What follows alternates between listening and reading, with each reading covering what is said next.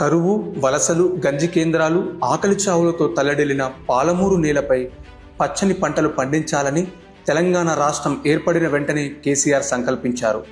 దశాబ్దాలుగా దుమ్ముపట్టి మూలన పడేసిన పాలమూరు రంగారెడ్డి ప్రాజెక్టు దసరాన్ని బయటకు తీసి 9 టీఎంసీల జూరాల సోర్సుగా ఉన్న పాత డిజైన్ను పూర్తిగా మార్చి 215 టీఎంసీల సామర్థ్యం గల శ్రీశైలం జలాశయాన్ని సోర్సుగా నిర్ణయించి ప్రాజెక్టుకు ప్రాణం పోశారు కేసీఆర్.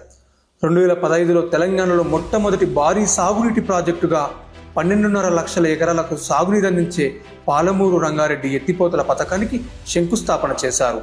కానీ ఆ రోజు నుంచే పాలమూరు ప్రాజెక్టుపై కుట్రలు మొదలయ్యాయి. ఆంధ్ర పాలకులు, కాంగ్రెస్ నేతలు, ప్రాజెక్టు వ్యతిరేక శక్తులు వందల కేసులు వేసి ప్రాజెక్టును అడ్డుకున్నారు. నేషనల్ గ్రీన్ ట్రిబ్యునల్, హైకోర్టులో స్టేలు తెచ్చి పనులు నిలిపివేశారు. అయినా కేసీఆర్ వెనక్కి తగ్గకుండా ప్రాజెక్టుకు అవసరమైన 8 కీలక అనుమతులను సాధించారు. అవసరమైన 27,000 ఎకరాల భూమిని పూర్తిగా సేకరించారు. 28,000 కోట్లకు పైగా ఖర్చు చేసి 5 రిజర్వాయర్లలో 90% పనులను 2023 నాటికి పూర్తి చేశారు. మొదటి దశ నార్లాపూర్ పంప్ హౌజ్లోని ఒక పంపును ప్రారంభించి 2 టీఎంసీల నీళ్లను అంజనగిరి రిజర్వాయర్లోకి ఎత్తిపోసి పాలమూరు రైతులకు ధైర్యాన్నిచ్చారు. కానీ కాంగ్రెస్ ప్రభుత్వం అధికారంలోకి వచ్చినాక పరిస్థితి పూర్తిగా మారిపోయింది. 10% మాత్రమే మిగిలి ఉన్న ప్రాజెక్టు పనులను పూర్తి చేయకుండా 30 నెలలుగా పడావు పెట్టి లక్షల ఎకరాలకు సాగునీరు అందకుండా ఆ భూములను బీడు భూములుగా చేసింది కాంగ్రెస్ సర్కార్. కేసీఆర్ గారికి ఎక్కడ పేరు వస్తుందనే రాజకీయ కక్షతో ప్రాజెక్టుల పనులను నిలిపివేసి పాలమూరు, రంగారెడ్డి, నల్గొండ రైతాంగానికి తీరని ద్రోహం చేసిండు రేవంత్ రెడ్డి. అధికారంలోకి వచ్చి 2.5 సంవత్సరాలు గడుస్తున్నా ఇప్పటికీ పాలమూరు ప్రాజెక్టు సందర్శించిన రేవంత్ రెడ్డి, పాలమూరు బీఆర్ఎస్ నేతలు ప్రాజెక్టు కోసం పాదయాత్ర చేస్తామని హెచ్చరించడంతో ఇన్ని రోజులు పాలమూరు రంగారెడ్డి ప్రాజెక్టును పట్టించుకొని రేవంత్ ఈరోజు ప్రాజెక్టు సందర్శనకు వస్తున్నారు. ముందుగా పాలమూరు, రంగారెడ్డి, నల్గొండ రైతాంగానికి క్షమాపణ చెప్పాలి.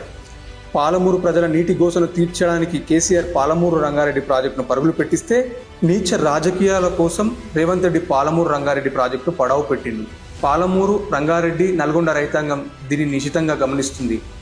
రాబో కాలంలో రేవంత్ రెడ్డికి తగిన బుద్ధి చెబుతుంది.